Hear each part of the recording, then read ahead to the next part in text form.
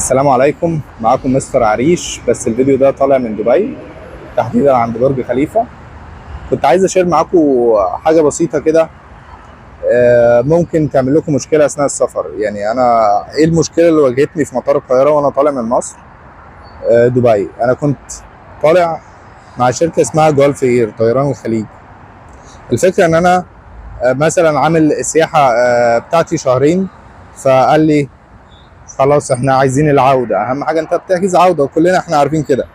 بس الفكرة بقى ان في ناس بتعمل عودة فيك، في ناس بتعمل عودة مثلا بتحجز من شركة طيران رخيصة من غير شنط.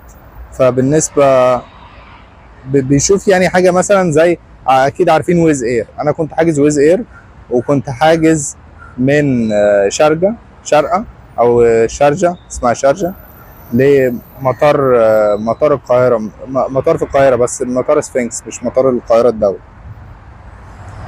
فقال لي اوكي تمام انا معاك وكل حاجة تمام مظبوطة. وريته انفويس، قال لي تمام. قال لي بقى فين الاي تيكت نمبر؟ انا صراحة مش فاهم ايه اي تيكت نمبر دوت. هو شركة ويز اير ادتني كونفirmation وادتني انفويس ان انا دفعت، بس شركة جلف اير قال لي لا، انا عايز منك اي تيكت نمبر، اللي هو كونفirmation نمبر بتاع التيكت، مش بتاع الكونفirmation بتاع الحجز. انا حاجز بس ما طلعتليش اي تيكت نمبر. طب انا دلوقتي فاضل حاجات بسيطة على طيارتي، ابص اجرب اشوف ويز سوري جلف اير هتاخد مني قد ايه وانا راجع. ابص الاقي 20,000. انا حاجز بتاعت ويز اير دي ب 6000 جنيه ولا حاجه، وهعمل لها ريفند على الاكونت بتاعي، فانا هبقى متاح ان انا استخدم المبلغ دوت بعد كده. حسيت ان انا في مشكله كبيره. خلاص بقى انا كده مش هسافر، ادور على اي شركه طيران اونلاين تحجز لي من دبي او من ابو ظبي او من اي حته لمصر. لازم ادفع درهم. طبعا الكارت المصري، انا معايا بنك اهلي، بنك سي اي بي، ما اقدرش ادفع غير ادفع غير مصري. هم عايزين ادفع بالدرهم او ادفع بالدولار. اللي حل لي المشكله ديت شركه واحده، اللي هي كايرو، اير كايرو. حجزت اير كايرو، كان مطار ابو ظبي، او لا سوري مطار شارجة لمطار القاهره.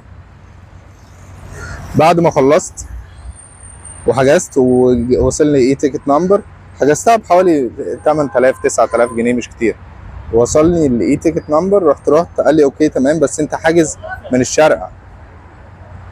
قلت له ايوه انا رايح دبي، بس انا ممكن اتحرك في اي حته. في انا هسافر من ابو ظبي، هسافر من الشارقة، هسافر من المطار اللي يعجبني.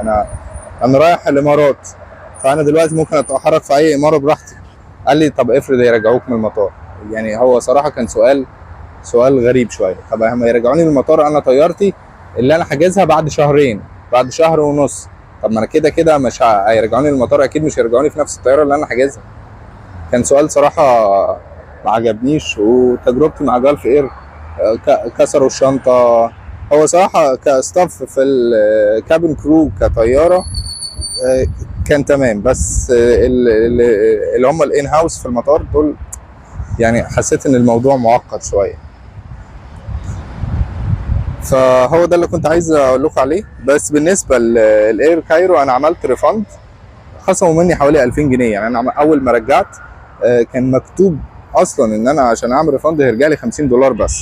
انا صراحه مش عارف انا هيخصموا مني 50 دولار ولا هيرجع لي 50 ولا هيرجع لي 50 دولار بس. انا كنت فاكر هيرجع لي 50 دولار بس اكتشفت ان انا بعد ما عملت الكانسليشن للتذكره بتاعتي ان انا رجع لي مبلغ حوالي 7000 6800، يعني خصموا 2000 جنيه او حاجه زي كده. كان الموضوع بسيط يعني. كنت عايز اشير معاكم دوت. ولو عايزين معلومات اكتر عن الامارات، انا بشتغل في الفنادق، ممكن افيدكم بمعلومه كويسه ازاي نلاقي شغل في الفنادق. قد ايه بتاخد وقت البروسس بتاع الانترفيو، هتعمل انترفيو امتى، هيردوا عليك بعد الانترفيو امتى، بعد ما تمضي الاوفر ليتر وتتعين اوريدي، هيرجعوا بقى يبعتوا لك امتى عشان تستلم يونيفورم وتستلم شغل.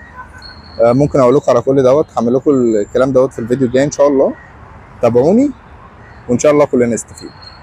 شكرا.